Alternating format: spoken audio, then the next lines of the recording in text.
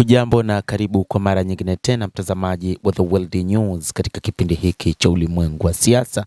Jina langu ni Adam Hussein. Wachambuzi wa mambo wanaona kwamba pengine baada ya mazishi ya Ayatollah Al-Khamenei, pengine vita vijavyo dhidi ya Iran vinaweza kutokea mapema kuliko inavyofikiriwa.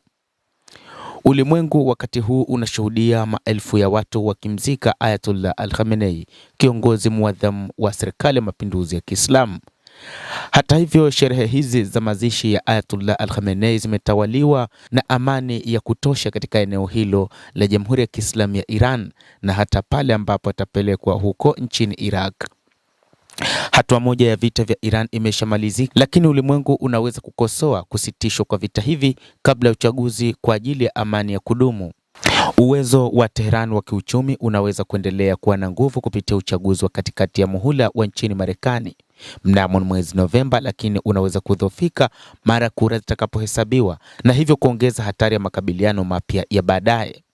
Hofu kubwa ni kwamba huenda rais wa Marekani Donald Trump akaanzisha mashambulizi mapya katika kipindi baada ya kura katikati ya muhula.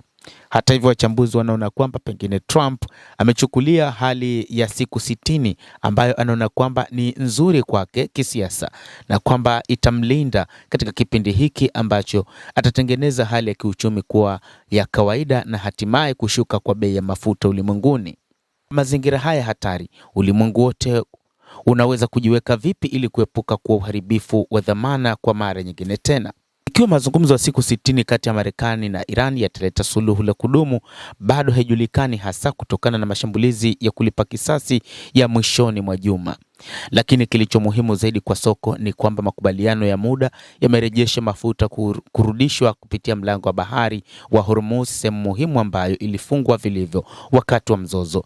Hii imerudisha bei ghafi na karibu na viwango vya kabla ya vita. Tangu kuanza kwa vita, watu wengi ikiwa ni pamoja na wachambuzi wa mambo walibishana kuwa kupanda kwa bei ya mafuta kungechagiza siasa za mzozo kama vile makombora na diplomasia. Hilo sasa linaonekana kutekelezwa.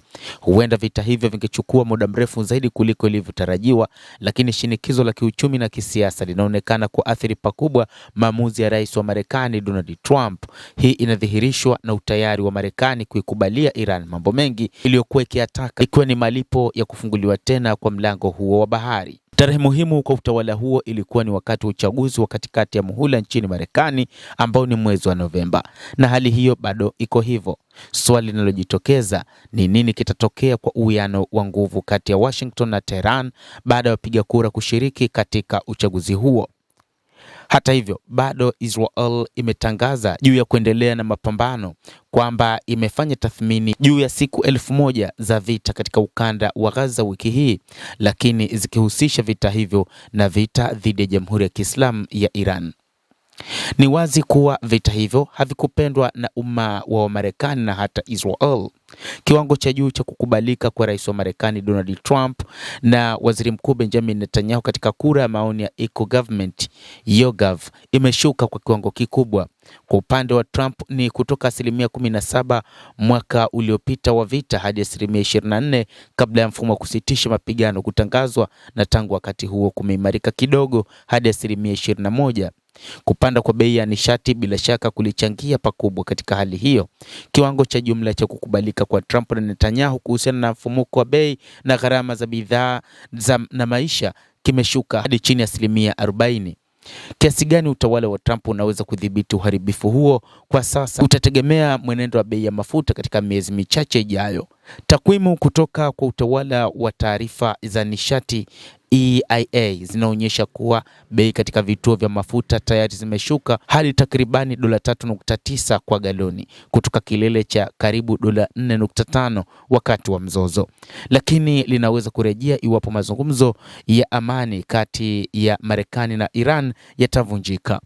Huenda Tehran isihitaji tena kufunga mlango wa bahari wa Hormuz ili kushawishi bei za nishati. Huenda ikahitaji tu kuwafanya wafanyabiashara waamini kwamba mtiririko wa mafuta na gesi kupitia Ghuba uko hatarini. Kiwango hicho cha hatari kinaweza kuchangia haraka bei za mafuta ghafi na petroli, gharama za usafirishaji, wa mbolea pamoja na gharama za pembejeo za viwandani. Na katika mwaka wa uchaguzi, hilo linaipa Iran nguvu. Kwa sasa wafanyabiashara wa nishati wamekuwa tayari kuchunguza milipuko midogo kati ya Marekani na Iran, huku mafuta ghafi ya Brent yakishuka kwa takribani 40% kutoka kilele cha vita. Lakini hilo linaweza kubadilika haraka ikiwa inaonekana Iran iko tayari kuicheza tena karata yake ya Hormuz. Endelea kutufuatilia mtazamaji, lakini ni kusihi usisahau kulike ili upate habari hizi kwa mapana kupitia The World News.